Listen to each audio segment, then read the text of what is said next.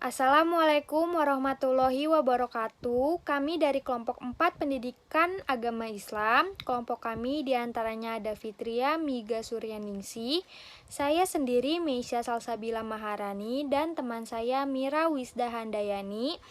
Kami ingin memaparkan beberapa materi yang akan kami jelaskan di slide selanjutnya. Selamat menonton! Materi yang akan kami paparkan pertama ada makna, fungsi, dan kandungan Al-Quran. Nah, materi yang pertama saya jelaskan yaitu ada makna dari Al-Quran. Al-Quran adalah firman Allah yang diturunkan kepada Nabi Muhammad SAW melalui malaikat Jibril untuk disampaikan kepada umatnya. Al-Quran adalah firman Allah yang diturunkan kepada Muhammad yang dapat menjadi sarana ibadah dengan membacanya. Kalam Allah yang merupakan mukjizat yang diturunkan kepada Nabi Muhammad dan ditulis di mushaf serta diriwayatkan dengan mutawatir, membacanya termasuk ibadah. Syekh Muhammad bin Shalih Al-Utsaimin menjelaskan bahwa Al-Quran adalah bentuk kata benda infinitif atau masdar dari kata qoro'a yang bermakna membaca atau mengumpulkan. Jika Al-Quran berasal dari kata qoro'a yang bermakna membaca, maka Al-Quran berarti sesuatu yang dibaca. Al-Quran menjelaskan bahwa kitab ini adalah sebuah pembeda atau Al-Furqan, buku ibu atau ummu Alkitab, petunjuk atau huda, kebijaksanaan atau hikmah, pengingat atau zikr, dan wahyu, tanzil. Nah, slide selanjutnya mengenai fungsi dari Al-Quran.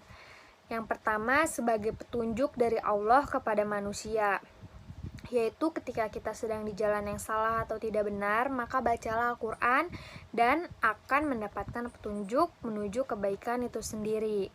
Yang kedua, sebagai obat penyakit hati. Al-Quran sebagai obat atau penawar yang terkandung dalam Al-Quran bersifat umum, meliputi obat atau penawar hati seperti kegelisahan hati dari berbagai subsat kejahilan, berbagai pemikiran yang merusak, penyimpangan yang jahat, dan berbagai tendensi yang batil. Yang ketiga, ada sebagai bukti atau mukjizat kebenaran risalah Nabi Muhammad SAW, yaitu sebagai bukti atas kebenaran pengakuan kenabian dan kerasulan mereka. Kepada Nabi Muhammad, Allah menurunkan mukjizat terbesar yaitu Al-Quran sebagai mukjizat Nabi Muhammad. Yang keempat, sebagai nasihat bagi orang-orang yang bertakwa. Ketakwaan merupakan sebab paling utama untuk mendapatkan curahan hidayah. Hakikat takwa adalah menjaga diri dari kemurkaan Allah dengan cara melaksanakan perintahnya dan menjauhi larangannya. Yang kelima, sebagai pemisah antara hak dan yang batil. Al-Quran dinamakan Al-Furqan karena dia membedakan antara yang hak dengan yang batil. Maka pada surat ini pun terdapat ayat-ayat yang membedakan antara kebenaran keesaan Allah dengan kebatilan atau kepercayaan yang syirik. Dan yang terakhir itu ada sebagai pembenar kitab-kitab yang terdahulu. Hal-hal sebagaimana di atas itu, Al-Quran juga menunjukkan, menjelaskan, menyikapkan semua kesalahan dan kekeliruan yang terdapat di dalam kitab-kitab yang dahulu, yang tentunya disebabkan karena pengotoran tangan manusia yang membuat perubahan, penggantian, penukaran, serta meletakkan nama-nama yang bukan semestinya. Apabila kesalahan atau kekeliruan yang dimasukkan oleh para pemimpin agama ke dalam kitab-kitab suci dari langit itu dengan sebenarnya atas nama Allah, maka sudah pastilah bahwa apa yang hak itu akan tampak, benar akan kelihatan, dan sudah tentu pula bahwa Taurat dan Injil itu akan sejalan dengan Al-Quran. Oke, slide selanjutnya yaitu tentang kandungan Al-Quran. Di dalam surat-surat dan ayat-ayat Al-Quran terkandung kandungan yang secara garis besar dapat kita bagi menjadi beberapa hal pokok atau hal utama beserta pengertian atau arti definisi dari masing-masing kandungan intisarinya. Yang pertama ada akidah. Akidah secara bahasa berarti keyakinan, sedangkan secara istilah artinya suatu kepercayaan yang harus diyakini dengan sepenuh hati, dinyatakan dengan lisan, dan dibuktikan dengan amal perbuatan. Yang kedua ada ibadah. Untuk setiap manusia diperintahkan untuk menyembah Allah dengan melakukan ibadah. Artinya, manusia diperintahkan untuk menyembah atau mengabdi sepenuhnya kepada Allah dengan tunduk, taat, dan patuh kepadanya. Yang ketiga, ada peringatan. Di dalam Al-Quran terdapat banyak pengajaran, nasihat, peringatan tentang kehidupan bagi orang-orang yang bertakwa, yang berjalan di jalan Allah. Nasihat yang terdapat di dalam Al-Quran biasanya berkaitan dengan sebuah peristiwa atau kejadian yang bisa dijadikan pelajaran bagi orang-orang di masa sekarang atau masa setelahnya. Yang keempat, ada akhlak. Isi kandungan yang tak kalah penting untuk dijadikan pedoman manusia adalah akhlak. Secara istilah, akhlak adalah sifat yang tertanam dalam jiwa manusia dan muncul secara spontan dalam tingkah laku sehari-hari. Yang kelima, ada hukum. Hukum dalam Al-Quran berisikan kaidah-kaidah dan ketentuan-ketentuan dasar serta menyeluruh bagi umat manusia. Hukum ini dapat menjadikan hidup manusia menjadi lebih tentram, adil, dan sejahtera. Dan yang keenam, ada sejarah atau kisah. Al-Quran mengungkapkan sejarah dan cerita-cerita masa lalu untuk dijadikan pelajaran bagi umat Islam. Pelajaran ini bisa menjadi pedoman untuk menjalani kehidupan agar senantiasa diridhoi Allah Subhanahu wa Ta'ala. Nah, selanjutnya ada sejarah pembukuan Al-Quran. Nah, pada slide ini saya akan menjelaskan tentang sejarah pembukuan dari Al-Quran. Pada periode ini, Rasulullah SAW menunjuk Zaid bin Sabit untuk menuliskan wahyu-wahyu Al-Quran yang diterima oleh Rasulullah. Beliau menunjuk Zaid karena memang ia memiliki bakat yang lebih dalam hal tulis-menulis. Para sahabat lainnya pun ada yang menghafal kemudian menuliskannya di pelepah kurma, tulang belulang, maupun kulit hewan. Pada zaman itu memang belum dimusafkan secara utuh karena Rasul masih menunggu wahyunya yang lain.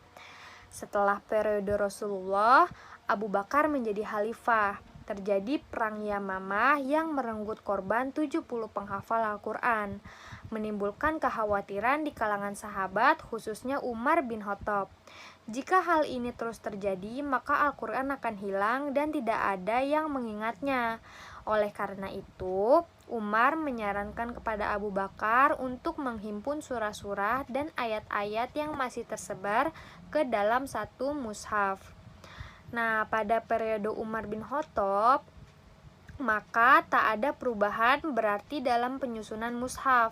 Pada periode ini, Umar lebih konsentrasi terhadap perluasan wilayah untuk menyebarkan agama Islam. Ketika Umar menjadi khalifah, mushaf itu berada dalam pengawasannya. Sepeninggal Umar, mushaf tersebut disimpan di rumah Hafsah binti Umar atau istri Rasulullah. Nah, dalam periode Utsman bin Affan terjadi perbedaan dalam qiraah atau pembacaan Al-Quran. Setidaknya terdapat 7 dialog saat itu, yaitu Quraisy, Hudail, Tafiq, Hawazin, Kinanah, Tamim, dan Yaman, di mana pada setiap tempat mengeklaim qiraahnya lah yang paling tepat. Karena dikhawatirkan terjadi perpecahan, sahabat Huzaifah bin Yaman yang pernah mendengar sendiri perbedaan tentang qiraah ini mengusulkan kepada Khalifah Utsman agar menetapkan aturan penyeragaman pembacaan Al-Quran dengan membuat mushaf standar yang kelak akan dijadikan pedoman bagi seluruh umat Islam di berbagai penjuru dunia. Baik, yang selanjutnya itu ada nilai-nilai Al-Quran dalam lingkungan pendidikan, keluarga, dan pekerjaan. Nah, yang pertama ada nilai Al-Quran dalam lingkungan pendidikan. Nah, dalam lingkungan pendidikan ini, sekolah merupakan lembaga pendidikan formal yang menjadi wadah dalam pembentukan karakter. Nah, unsur yang terpenting dalam sekolah yaitu tenaga pendidik atau seorang guru. Nah, peran guru dalam konsep Islam dibagi menjadi beberapa macam. Di antaranya yaitu ada guru sebagai murabi, yaitu bertugas mendidik peserta didik agar memiliki kemampuan dalam mengembangkan potensinya, lalu mendewasakan peserta didik, dan memberdayakan komponen pendidikan, serta memperhatikan pertumbuhan dan perkembangan peserta didik, dan bertanggung jawab dalam proses pendidikan. Selanjutnya itu ada guru sebagai mu'alim, yaitu perannya terfokus pada mentransfer dan menginternalisasi ilmu pengetahuan dalam rangka mewujudkan peserta didik yang mampu menguasai, mendalami, dan memahami lalu mengamalkan ilmu secara teoritis maupun praktis. Selanjutnya ada guru sebagai mu'adib. Guru sebagai mu'adib yaitu bertugas menanamkan nilai-nilai tata krama, sopan santun, dan berbudi pekerti yang baik. Lalu ada guru sebagai mursyid, yaitu guru bertugas membimbing peserta didik agar memiliki ketajaman berpikir dan kesadaran dalam beramal. Lalu ada guru sebagai mudaris, yaitu guru berusaha mencerdaskan peserta didik dan mengembangkan potensi mereka serta menciptakan suasana belajar yang harmonis. Selanjutnya ada guru sebagai multi, yaitu guru bertanggung jawab terhadap proses perkembangan kemampuan membaca peserta didik. Lalu ada guru sebagai muzaki, yaitu guru bertugas untuk menjauhkan diri peserta didik dari sifat tercela dan menanamkan sifat-sifat terpuji. Nah, adapun yang diajarkan dalam pendidikan terdapat dalam ayat Al-Quran yaitu dengan yatlu atau membacakan, yuzaki mensucikan, dan yu'alimu mengajarkan. Nah, nilai Al-Quran bisa tersampaikan oleh siswa karena adanya guru. Maka dari itu guru memikul tanggung jawab yang besar untuk mendidik siswa untuk mencintai Al-Quran, mempelajari serta memahami isi yang terkandung dalam Al-Quran, sehingga setiap siswa dapat menyelesaikan setiap masalah berdasarkan tuntunan Al-Quran. Nah, yang selanjutnya ada nilai Al-Quran dalam lingkungan keluarga. Lingkungan keluarga ini sangat berpengaruh besar terhadap pendidikan seorang anak. Nah, karena keluarga ini merupakan tempat pertama kalinya anak mendapatkan pendidikan.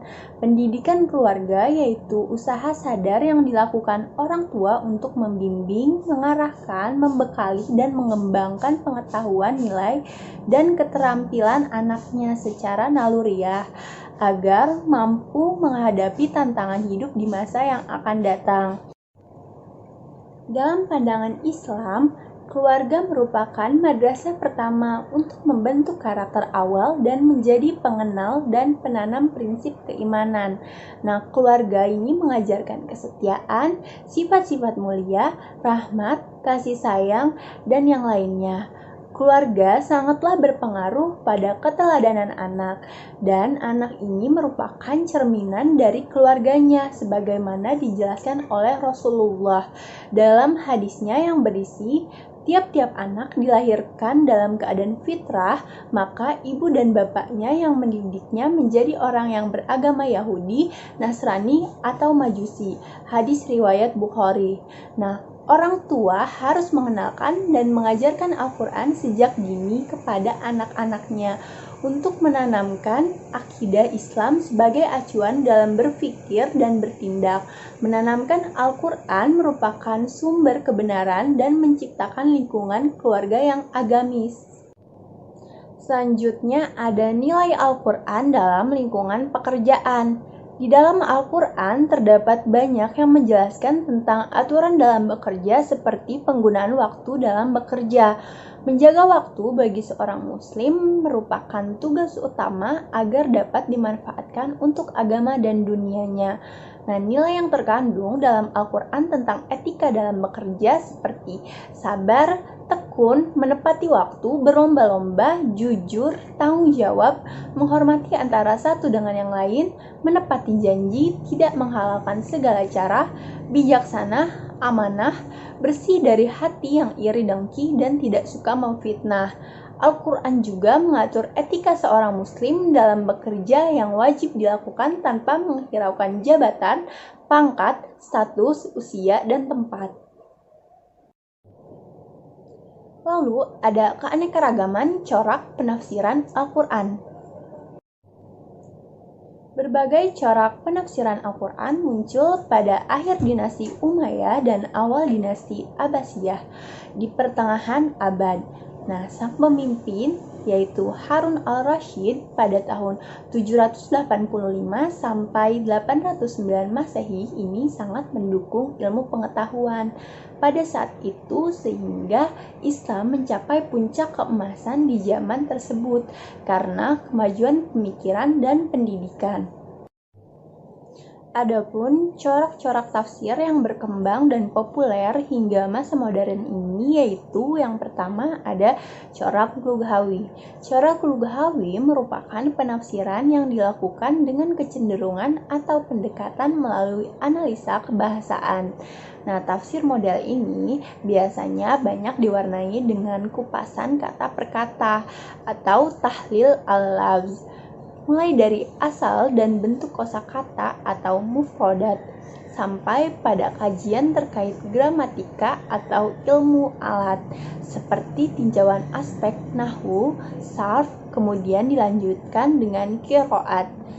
Nah, seseorang yang ingin menafsirkan Al-Quran dengan pendekatan bahasa harus mengetahui bahasa yang digunakan Al-Quran, yaitu bahasa Arab, dengan segala seluk-beluknya, baik yang terkait dengan nahwu, balaghah, dan sastranya.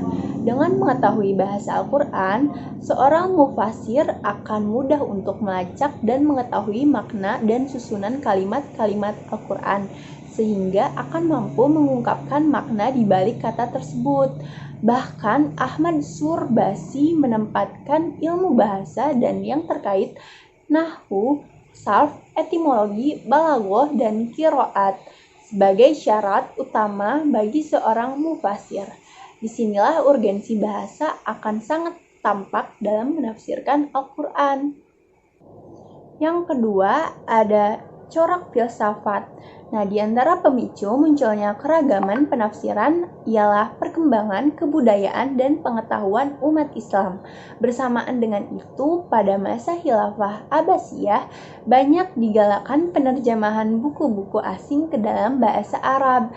Di antaranya, buku-buku yang diterjemahkan tersebut ialah buku-buku filsafat. Nah, yang pada gilirannya dikonsumsi oleh umat Islam. Yang ketiga ada corak ilmiah atau ilmi. Corak ini muncul akibat kemajuan ilmu pengetahuan dan teknologi. Oleh karena itu, muncul usaha-usaha penafsiran Al-Quran yang sejalan dengan perkembangan ilmu yang terjadi. Di samping itu, Al-Quran juga mendorong perkembangan ilmu pengetahuan. Al-Quran mendorong umat Islam untuk memerdekakan akal dari belenggu keraguan, melepaskan belenggu-belenggu berpikir, dan mendorongnya untuk mengamati fenomena alam. Lalu ada corak fikih.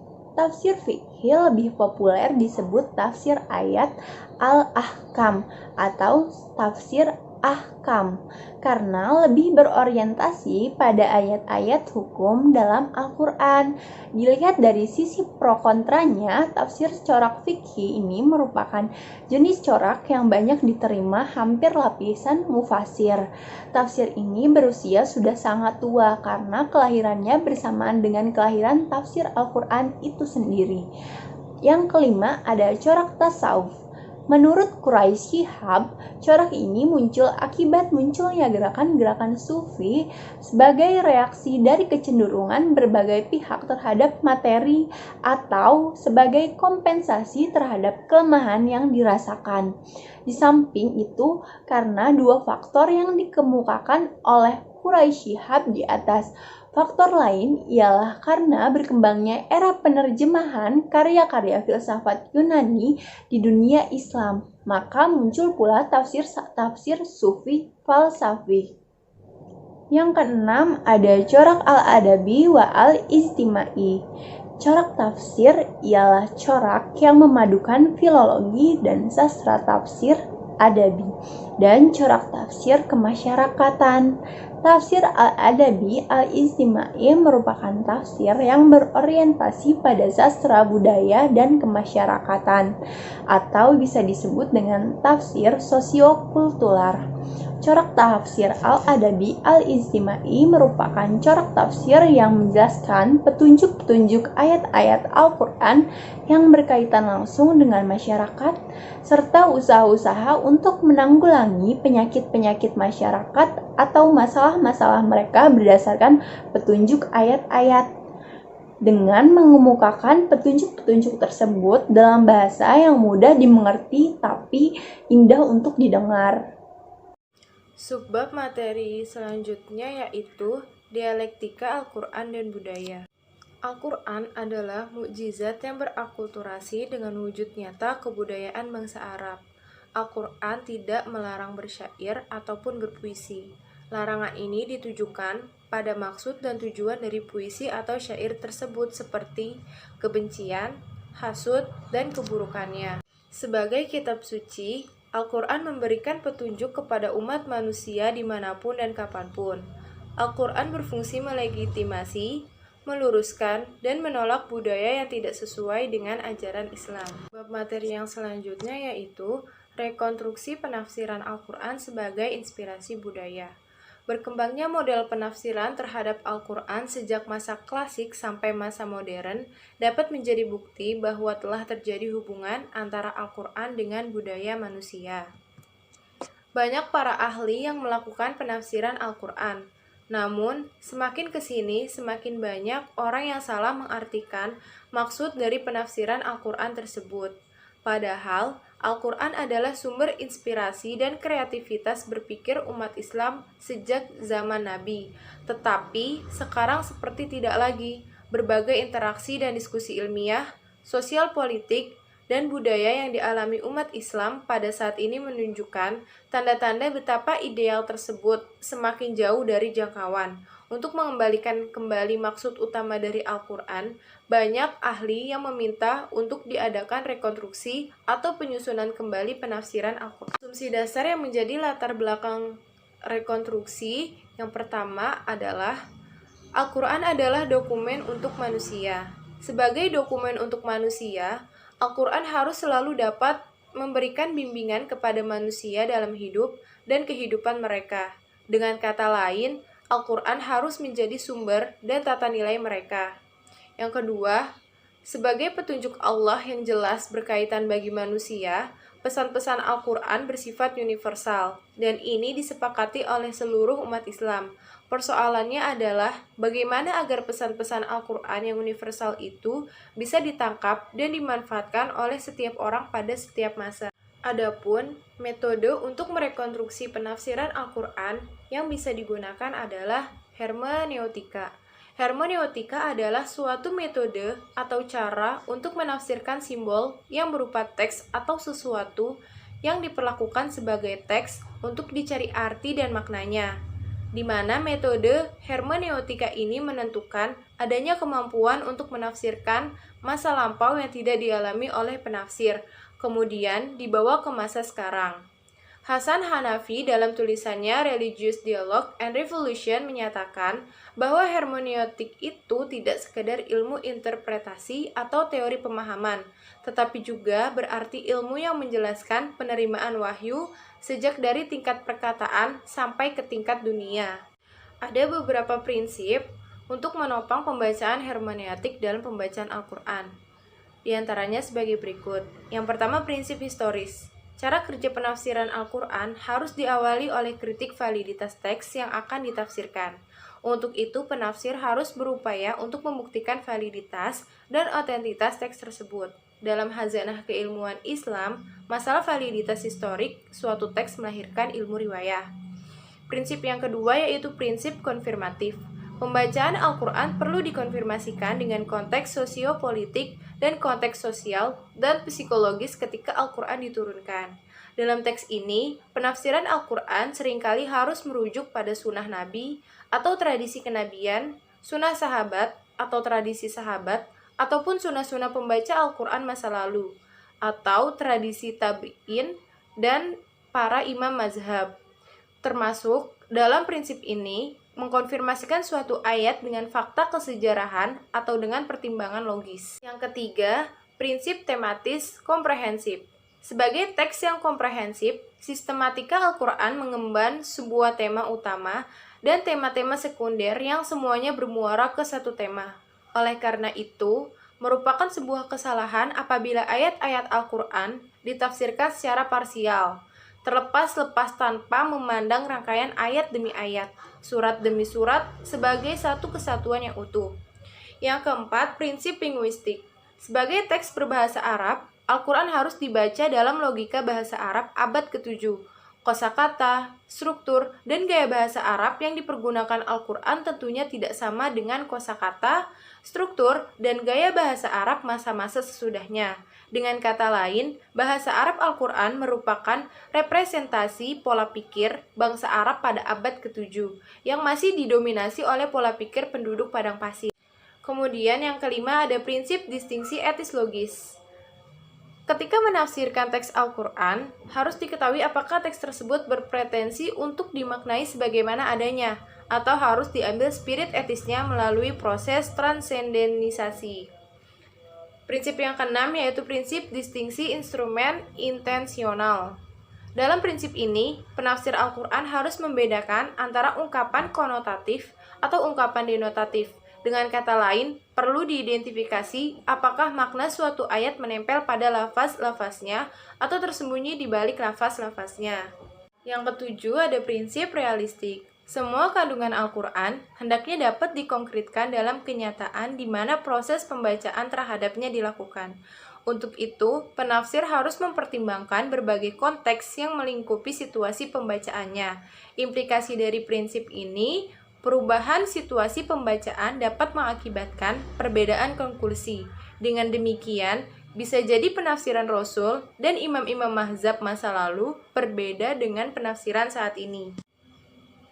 Penafsiran hermeneutika ini juga tidak bisa lepas dari bahasa, sejarah, dan tradisi yang berarti hal ini memerlukan kebudayaan. Segala aktivitas penafsiran pada dasarnya merupakan satu kesatuan dalam proses historis linguistik dan tradisi yang berlaku, di mana partisipasi ini terjadi dalam ruang dan waktu tertentu.